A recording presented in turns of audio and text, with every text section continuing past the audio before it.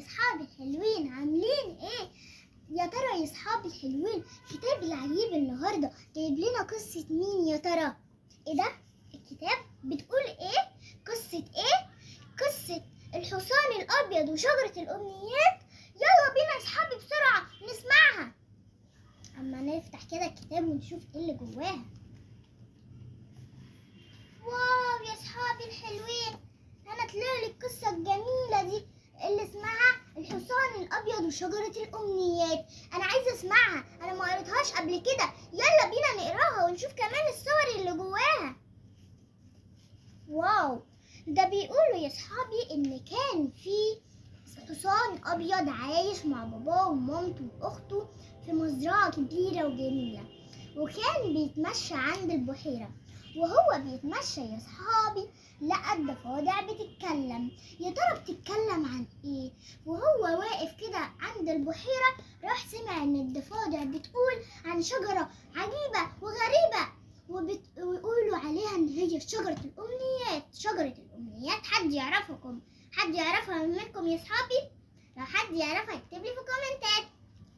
وشجرة الأمنيات يا صحابي أول ما الحصان سمع كده راح قال أنا لازم أعرف إيه الشجرة دي وبتعمل إيه. وراح عند الضفدع وقال له يا ضفدع يا ضفدع، هي إيه الشجرة دي اللي أنتوا بتقولوا عليها؟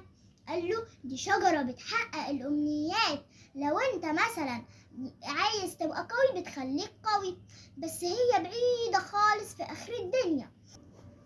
والضفدع صاحبنا كمان راح عند شجرة الأمنيات وتمنى إنه يبقى أمير وبقى أمير فعلا. وأول ما الحصان عرف المعلومات دي قال أنا هروح أدور على شجرة الأمنيات دي لحد ما ألاقيها.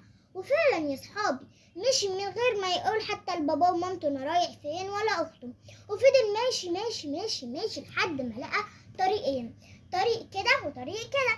لقى الطريق الأول هنا الورود فيه لونه أحمر، والورود هنا ملونة ألوان كتير قوي. ولما مشي يا صحابي من الطريق اللي فيه الورود الحمراء قابل راجل بتاع المسابقات بتاع الخيول. والراجل ده يا صحابي كان بيشجع الحصان دايما، وكان بيلبسه لبس نضيف، وكان كمان بيسحمه وبيدخله مسابقات لحد ما بقى الحصان ده مشهور. تعرفي يا صحابي الحصان ده وهو لما كان في المزرعة كان بيقول ان هو مش قوي، مبيقولش ان هو سريع ولا ان هو جميل كمان، بس لما الراجل كده شجعه قال ده انا شجاع وجميل، وكمان انا بعرف اجري، وكمان انا شكلي جميل خالص. بعد كده لما هم كسبوا بالمسابقة الراجل والخيل كمان الابيض راح قال له خلاص احنا فزنا بالمسابقة، انت دلوقتي حر تقدر تروح المكان اللي انت عايزه. وفعلا الحصان يا صحابي فضل ماشي ماشي ماشي لحد ما لقى طريقين تاني، طريق لونه الورود بتاعته بنفسجي والورود التانية بتاع الطريق ده ابيض. واحتار اعمل ايه. راح للطريق اللي فيه الورود البيضة يا صحابي، وهناك قابل الفارس اللي انتوا شايفينه. والفارس ده يا صحابي استأذنه ان هو يركب على ظهره. وفعلا يا صحابي الامير ركب على ظهره، وكان كل ما يدخل حرب يكسبها لحد ما الامير في يوم تعب خالص وما كانش قادر يقوم، وقال للحصان خلاص يا حصان انت كبرت في السن وما بقتش قادر تستحمل، وانا كمان بقيت عجوز زيك، خلاص امشي انت حر. وبعدين يا صحابي اول ما فضل ماشي في طريقين، وفي طريق هو عشان كان بالليل فما كانش مميز ما بين الطرق، وكان مشي في الطريق ولقى راجل طيب وعجوز وكان فقير خالص، كان مزارع يا صحابي. وراح لعمه المزارع ده اخده معاه البيت وخلاه يشيل معاه الحاجات بتاعته المحصول، وكمان اولاده بيتبسطوا معاه وبيركبوا على ظهره، كانت حاجة اخر جمال يعني.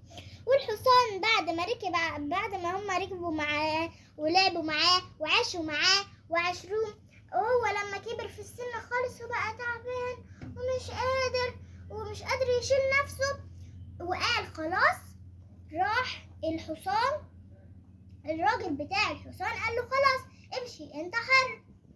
وبعدين يا صحابي فضل ماشي ماشي ماشي لحد ما وصل للهدف الاساسي اللي هو شجرة الامنيات يا صحابي. شجرة الامنيات اللي بتحقق اي امنية انت عايزها. وأول ما وصل عند الشجرة يا صحابي لقى ناس كتير وعصافير لونها ذهبي بتطير كمان، الكبير والصغير والعجوز والشيخ. وأول ما قابل الشجرة قالت له أهلا مرحبا بيك، أنت عايز مني إيه؟ قال لها أنا نسيت، أنا كنت هطلب منك إيه يا شجرة؟ أنا عجوز خالص، أنا بس كل اللي عايزه إني أنام وارتاح. وفعلا الحصان يا صحابي أول ما وصل للشجرة نام، وبعد ما نام يا صحابي جات العصافير وتكلم شجرة الأمنيات وتقول لها إزاي يوصل لشجرة الأمنيات وما يطلبش أمنية؟ إزاي يعني ينسى الأمنية بتاعته؟ إزاي كده يا شجرة الأمنيات؟ أنت لازم تعملي حاجة عشان الحصان ده. ففكرت في فكرة عبقرية. أول ما الحصان ده نام راحت في ثواني مرجعاه للمزرعة بتاعته، ومرجعة كمان في سنه، خلته شاب زي ما كان شاب من المزرعة بتاعته، وجه لحد هنا وبقى عجوز، بقى من العجوز ورجع تاني للشاب يا صحابي. وأول ما صحي ولقى نفسه كده في المزرعة بتاعته وجنب كمان أخته ومامته وباباه، كان فرحان خالص خالص وكان مبسوط. ولما بص كمان في البحيرة لقى إن هو رجع شاب تاني وكان مبسوط خالص وقعد يدب، وكان لسه عنده القوة والسرعة والشجاعة وكمان إن هو طيب. وعاش يا صحابي في سلام مع مامته وباباه وأخته. ودي كانت آخر القصة بتاعتنا.